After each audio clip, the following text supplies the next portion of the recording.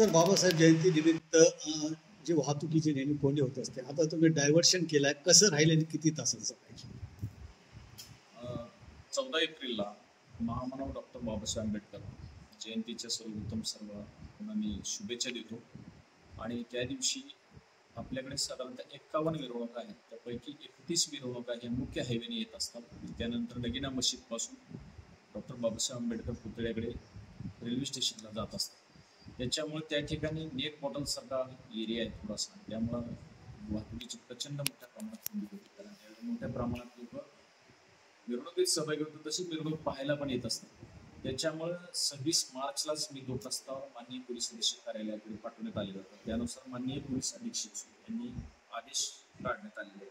त्या आदेशानुसार अहिल्यानगर, येवला, मनमाड आणि मालेगाव असं जे जाणारा जो पुणे इंदोर हायवेचा, याच्या येवला बाजूकडून मालेगावकडे जाणारी जी वाहतूक आहे ती येवला, बिंचूर, लासलगाव, चांदवड मार्गे वळवण्यात आलेली आहे. आणि मालेगावकडून अहिल्यानगरकडे जाणारी वाहतूक आहे ती चांदवड, लासलगाव, बिंचूर मार्गे येवला अशी जाते.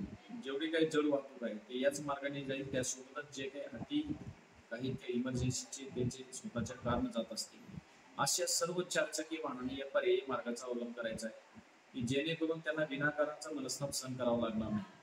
कारण या ठिकाणी हायवेवरती मोठ्या प्रमाणामध्ये जनसमुदाय असतो, त्यामुळे त्यांना 5-5, 6-7 तास किंवा 10-12 तास पण वेटिंग करावं लागू शकतं. आणि याच्यामुळे त्यांना जो मनस्ताप होईल तो टाळण्यासाठी पोलीस अधीक्षक कार्यालयामार्फत अशा प्रकारच्या डायव्हर्जनचा आदेश काढण्यात आलेला आहे. तो यापूर्वी आम्ही वर्तमानपत्रात त्याला प्रसिद्धी दिलेली आहे.